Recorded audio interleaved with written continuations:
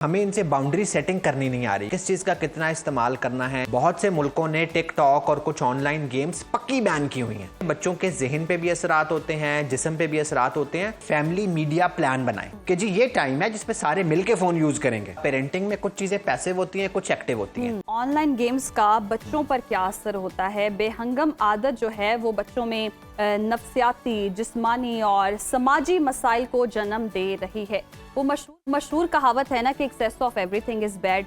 तो यहाँ पर भी जी वो इम्प्लीमेंट होती है। ये जुमला एक फ़कत जुमला नहीं है या किताबी बातें नहीं है, बल्कि ये एक हकीकत है और इससे सबक सीखना चाहिए कि ज़िंदगी का हर अमल, आप कोई भी एक्शन लेते हैं या कोई भी काम करते हैं, वो हद में रहकर करना चाहिए। अगर आप अपनी हद से ज़्यादा कोई काम करते हैं, तजावुज़ कर जाते हैं, तो इसका नुकसान उठाना पड़ता है। और पुरतशद्दुद ऑनलाइन गेम्स तो नौउम्र बच्चों को अपना शिकार बनाकर उनकी तरजीहात को बदल रही है, नफ्सियाती तौर पर भी, जिस्मानी तौर पर। ऑनलाइन गेम्स खासतौर पर रोब्लॉक्स जैसी प्लेटफॉर्म्स जो एक तरफ बच्चों के लिए तफरीह का जरिया है, वहीं पर दूसरी जानिब बच्चों के जहनी, जिस्मानी और समाजी पहलुओं पर गहरे मनफी असरात भी मरतब कर रही हैं। ज्यादा वक्त गेम्स खेलना, इंटरनेट की बेपनाह रसाई और गेम्स की पुरतशद्दुद नौइयत बच्चों के लिए एक बड़ा चैलेंज बन चुका है। इसी अहम टॉपिक पर बात करने के लिए हमारे साथ मौजूद हैं मारूफ साइकेट्रिस्ट डॉक्टर उसामा बिन जुबैर साहब। उसामा साहब, welcome Pakistan, good morning. Doctor साहब, ऑनलाइन गेम्स और हम देखते हैं कि चैट प्लेटफॉर्म्स बच्चों की जहनी और जिस्मानी सेहत पर असरअंदाज हो रहे होते हैं। ये किस तरह से नेगेटिव इम्पैक्ट क्रिएट कर रहे होते हैं और किस हद तक बच्चों के लिए खतरनाक हो सकते हैं? अच्छा, मैं जब आज आ रहा था प्रोग्राम के लिए तो मेरी गाड़ी में एक गाना चल रहा था, तुझसे नाराज नहीं जिंदगी हैरान हूँ मैं, वाह। तेरे मासूम सवालों से परेशान हूँ मैं। तो ये जो जिंदगी हम पे नए नए सवाल डाल रही है ना 21वीं सदी में, कि ज़माना इतनी तेज़ी से तरक्की कर रहा है, नई नई चीज़ें आ रही हैं और हमें इनसे बाउंड्री सेटिंग करनी नहीं आ रही कि किस चीज़ का कितना इस्तेमाल करना है, कितना नहीं करना। और जिस तरह भी आप लोगों ने बात की ना, excess of everything is bad. पहले तो गुड और बैड का तायुन करना है कि एक्सेस बैड है या थोड़ी सी भी बैड है। अब ये देखना है कि जिस तरह ड्रग्स होती हैं, हीरोइन है, आइस है, वो थोड़ी भी नहीं जा सकती। बहुत से मुल्कों ने टिकटॉक और कुछ ऑनलाइन गेम्स पक्की बैन की हुई हैं कि उनका थोड़ा सा यूज भी अलाउड नहीं है। सो इनके बच्चों के जहन पे भी असरात होते हैं, जिस्म पे भी असरात होते हैं। और फिर जो वर्ड है ना बच्चों, ये भी डिफाइन करना जरूरी है कि आप 6 साल के इंडिविजुअल की बात कर रहे हैं या 16 साल के इंडिविजुअल की बात कर रहे हैं। अभी ये जो क्लासिफिकेशंस है ना, ये बड़ी नैरो करनी पड़ेंगी। 3-3, 4-4 साल के गैप से तो अब जनरेशन गैप आ रहा है कि मुझे बहुत सारी चीजें नहीं पता जो मेरे से 2 साल छोटे लोगों को पता है। तो इसलिए ये मामला बड़ा गंभीर और कॉम्प्लिकेटेड है। अच्छा उसामा साहब, ये जो बच्चे, आपने कोई ऐसे केसेस देखे हों जो गेम्स खेलते हैं, ऑनलाइन गेम्स खेलते हैं और अगर हद से ज़्यादा खेल लेते हैं तो उनकी नेचर में क्या तब्दीली आ सकती है, या गुस्सा या चिड़चिड़ापन या नफ्सियाती अलामात जो जहनी तनाव का शिकार हो जाएं? जी अच्छा, इस सवाल के भी 2 पहलू हैं। एक तो हमें पता है कि दिमाग में जो कुछ भी होता है, it's all about chemicals in brain. दिमाग के केमिकल्स की रेगुलेशन होती है जो बचपन से न्यूरॉन्स से निकलते हैं और आपका एक सेट पैटर्न होता है। तो एक तो आप अपने न्यूरॉन्स को और न्यूरॉन से निकलने वाले केमिकल्स को जब गेम के जरिए रिपीटेडली स्टिमुलेट करते हैं, बार बार छेड़ते हैं, तो फिर उनका निज़ाम हिल जाता है जिस तरह ड्रग्स यूज करने वालों का हिलता है। सो आर्टिफिशियली आपने अपने ऊपर कुछ चीजें इम्पोज की जिससे आपके ब्रेन की केमिस्ट्री ऑल्टर हुई। So it's very biological and very scientific. दूसरा मामला ये है कि बच्चों का जहन, हम कहते हैं, वो मुहावरा भी है ना, स्लेट की तरह होता है। उस पे जो चीज आप प्रिंट करेंगे वही आपको फोटोकॉपी होके मिलेगी। तो वो जो बच्चे गेम्स में देखते हैं, वायलेंस है, एक दूसरे के पीछे भागना है, चेज करना है, पैरानोया है, फिर वो उनकी ज़ात का हिस्सा बनता चला जाता है। और फिर जब उनको वो गेम नहीं मिलती, वो केमिकल का सर्च नहीं आता, तो फिर बहुत सारी प्रॉब्लम्स वो पेरेंट्स के लिए भी क्रिएट करते हैं, अपने लिए भी क्रिएट करते हैं। मतलब उनकी ज़िंदगी गेम के इर्द गिर्द घूमती है। ये मैं बार बार वर्ड यूज़ कर रहा हूँ जो हमारी एडिक्शन है, ये बिल्कुल एक एडिक्शन वाला ही मामला हो जाता है कि उनकी ज़िंदगी में गेम सबसे ऊपर आ जाती है। माँ बाप, स्कूल, पढ़ाई, सोसाइटी सब पीछे चले जाते हैं। बिल्कुल ठीक है। डॉक्टर साहब, रोब्लॉक्स जैसे गेम्स बच्चों में बेहद मकबूल हैं आजकल। आपकी नज़र में क्या वजह है, क्या रीज़न है कि बच्चों की ज़्यादातर जो प्रायोरिटीज़ हैं इस गेम की तरफ हैं और इसके नफ्सियाती असरात किस तरह के आपने अभी तक विटनेस किए? देखिए, बच्चों का ध्यान इसलिए उस तरफ है कि और बहुत सारी चीज़ों में आप लोगों ने ग्लैमर या कशिश क्रिएट नहीं की हुई। पढ़ाई को आपने बोरिंग बनाया हुआ है, स्कूल को आपने बोरिंग और एक जबर का निशान बनाया हुआ है कि जो स्कूल जाना ही जाना है।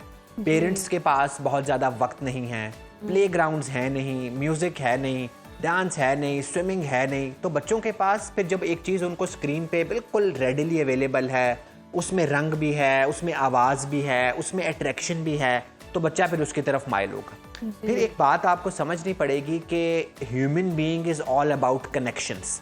तो ऐसी गेमें जिसमें कनेक्शंस बनते हैं वो उनको बहुत अट्रैक्ट करती हैं। ये रोब्लॉक्स जो है ना, this is not just a game, ये एक पूरी नेटवर्किंग है जिसमें आप अपनी गेम बना भी सकते हैं, इंट्रोड्यूस भी करा सकते हैं, दूसरों को उसमें शामिल भी कर सकते हैं। बहुत सारा जो एज अप्रोप्रिएट कंटेंट नहीं है वो भी आपको उसकी एक्सेस होती है, चीज़ें आपके हाथ में नहीं होती। बच्चे पेरेंटल कंट्रोल ऑफ कर सकते हैं। आप अपनी तरफ से बड़े सियाने बने हैं कि आपने पेरेंटल कंट्रोल लगाया हुआ है, आप घर से बाहर उठ के गए हैं, बच्चे ने बड़े आराम से कंट्रोल ऑफ कर लिया, तो फिर मामला तो बहुत आगे तक जाएगा ना। अच्छा, तो उसामा साहब, ये जो बच्चे ऑनलाइन गेम्स खेलते हैं और ज़रूरत से ज़्यादा खेलते हैं, इनमें क्या किसी किस्म का फोबिया या खौफ भी पैदा हो सकता है? मसलन अगर बच्चा गेम नहीं खेल पाता तो उन्हें किस तरह की ज़हनी परेशानी देखने में मिलती है? अच्छा, ये ना बड़ा सेंसिटिव सवाल है। अभी एक नेट पे आर्टिकल भी है कि गेम के दौरान भी कुछ चीज़ों में हैरास किया जाता है। अच्छा, ठीक है, कि आपने ये करना ही करना है, आपने अपनी तस्वीरें अपलोड करनी है, आपने ये टारगेट अचीव करने हैं, वरना आपके साथ ये होगा। सो इस वरना के तहत, थ्रेट्स के तहत अभी एक बच्चे ने खुदकुशी की, उसकी माँ ने या पेरेंट्स ने रॉब्लॉक्स वालों पे केस भी किया हुआ।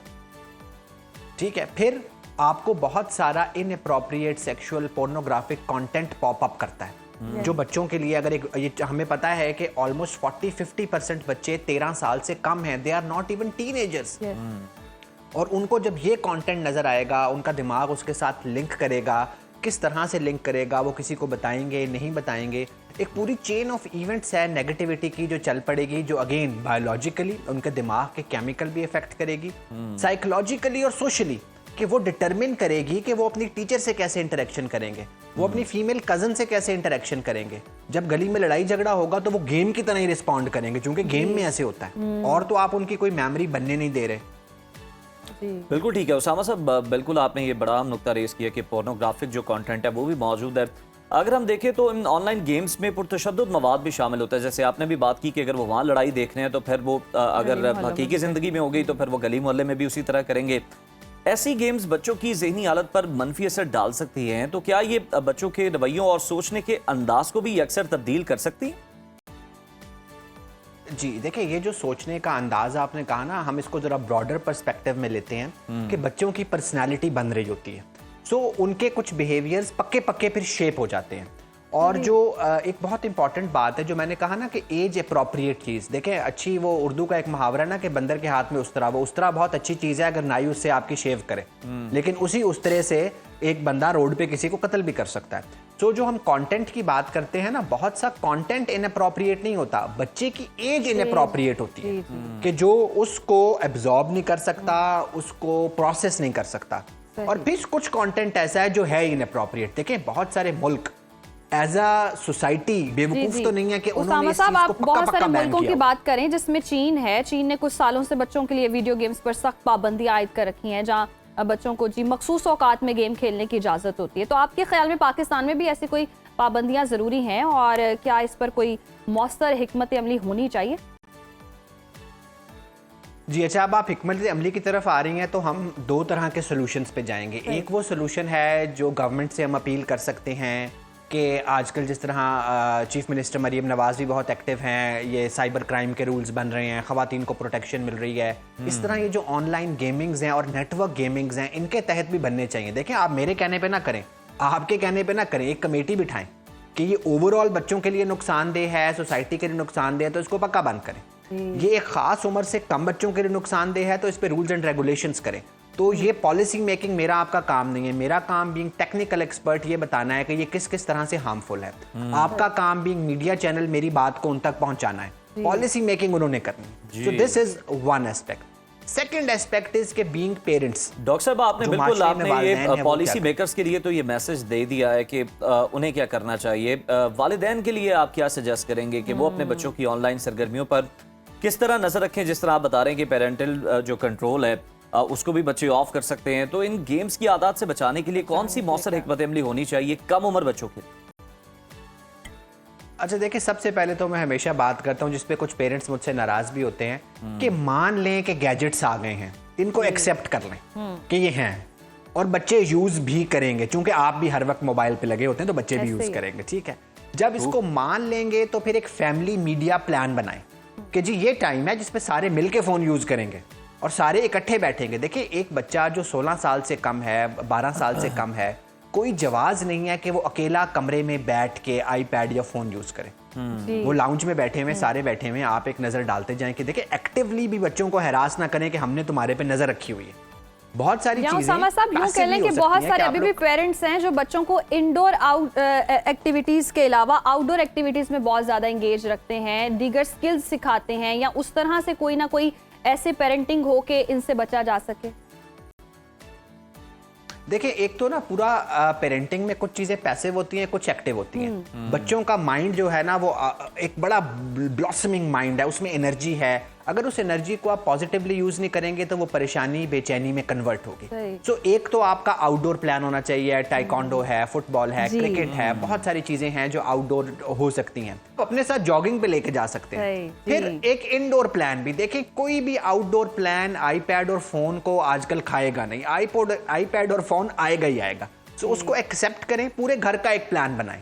और 13 साल 12 साल से कम उम्र बच्चा तो कोई बात ही नहीं है कि आपने उस पर नजर नहीं रखी हुई। आप एक कानी आंख से उसको देखते रहें कि वो बैठ के क्या खेल रहा है। फिर उसके आईपैड पे या फोन पे पासवर्ड नहीं होना चाहिए। देखिए, प्राइवेसी की भी एक एज है कि हमने ये बात, आखिरी एक बात करूंगा कि do modernise but do not westernise. Modernise होने के नाम पे एक 10 साल के बच्चे ने फोन पे पासवर्ड लगाया हुआ है और आपको कुछ नहीं पता। देखें, प्रिकॉशियस प्यूबर्टी आ रही है, बच्चों की बलूगत जल्दी आ रही है ये कंटेंट देख के। जो चीजें उनकी जिस्म में तब्दीलियां 14 15 बिल्कुल ठीक है, बड़ा जबरदस्त और पॉजिटिव मैसेज आपने लास्ट पे दे दिया डॉक्टर उसामा साहब।